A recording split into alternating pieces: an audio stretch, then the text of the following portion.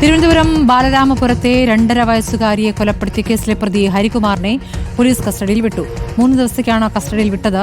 7-ാം തീയതി വരെ ഹരികുമാറിനെ അന്വേഷണ സംഘത്തിന് ചോദ്യം ചെയ്യാം. വിവരങ്ങളുമായി അരുൺ സോളമനുണ്ട്.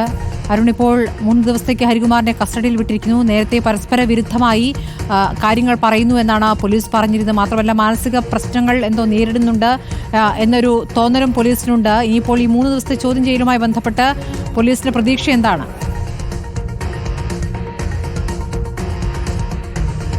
സ്മൃതി, ഇന്ന് രാവിലെ 11 ഈ Neyyattinkara judicial first class magistrate 3-ാം കോടതിയിൽ ഈ പ്രതി ഹരികുമാറിനെ ഹാജരാക്കിയത്.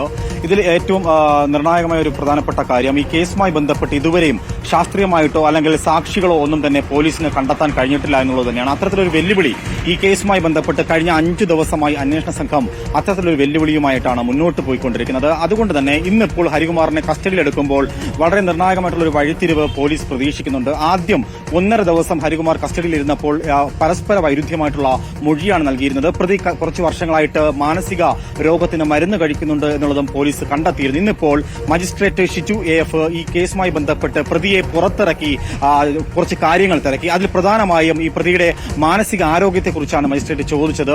അത് മരുന്നുകൾ കഴിക്കുന്നുണ്ടോ എന്നുള്ള ഒരു കാര്യം കൂടി മജിസ്ട്രേറ്റ് ചോദിച്ചു. ഇതിൽ പ്രധാനമായും ഈ ഉറക്കക്കുറവിനെ പ്രതി മരുന്ന് കഴിക്കുന്നുണ്ടെന്നുള്ളത് ഹരികുമാർ മജിസ്ട്രേറ്റിനോടും വ്യക്തമാക്കിയിരിക്കുകയാണ്. 5 ദിവസത്തെ കസ്റ്റഡിയാണ് പോലീസ് ആവശ്യപ്പെട്ടത്. പക്ഷേ ഇപ്പോൾ നിലവിൽ 7-ാം തീയതി പ്രതിയെ തിരിച്ച് ഹാജരാക്കണം. 3 ദിവസത്തെ കസ്റ്റഡിയിലേക്ക് പ്രതിയെ വിട്ടിരിക്കുകയാണ്. മാനസികാരോഗ്യ വിദഗ്ധന്റെ സഹായത്തോടുകൂടിയാണ് ഈ പ്രതിയെ കസ്റ്റഡിയിലെടുത്ത് ചോദ്യം ചെയ്യുമെന്നുള്ളതാണ് നേരത്തെ ലഭിച്ച വിവരം. പക്ഷേ പോലീസ് അത്തരത്തിലുള്ള വിവരങ്ങളൊന്നും തന്നെ ഇപ്പോൾ പങ്കുവെക്കുന്നില്ല. ഈ കഴിഞ്ഞ ദിവസങ്ങളിൽ ഈ 2-3 ദിവസം ഇപ്പോൾ നെയ്യാറ്റിൻകര സ്പെഷ്യൽ സബ് ജയിലിൽ അദ്ദേഹം കഴിഞ്ഞിരുന്നു. അവിടെയും പ്രതിയെ ഉപദ്രവിച്ചിരുന്നു അടക്കമുള്ള കാര്യങ്ങൾ അദ്ദേഹം പോലീസിനോട് മജിസ്ട്രേറ്റിനോടൊക്കെ പങ്കുവച്ചിട്ടുണ്ട്. നഖത്തിൽ മുട്ടുസൂചി കുത്തി ഈ നഖത്തെയും അതുപോലെ ശാരീരിക ഉപദ്രവമൊക്കെ പ്രതി ജയിലിലും നേരിട്ടിരുന്നു എന്നുള്ള ഒരു കാര്യം കൂടി പ്രതി ഇപ്പോൾ മജിസ്ട്രേറ്റിനോടും അന്വേഷണ ഉദ്യോഗസ്ഥരോടൊക്കെ പങ്കുവച്ചിട്ടുണ്ട്. എന്തായാലും പ്രതി ആദ്യ ദിവസം മുതൽ തന്നെ ഈ കേസുമായി ബന്ധപ്പെട്ട് കുറ്റസമ്മതം നടത്തിയിരുന്നു. ഈ കുറ്റസമ്മതത്തിന് പിന്നാലെയാണ് പ്രതി റിമാൻഡിലാകുന്നത്. എന്തായാലും ഈ കേസുമായി ബന്ധപ്പെട്ട് ഇനി ഈ പ്രധാനമായും പോലീസിന് കണ്ടെത്തേണ്ടുന്നത്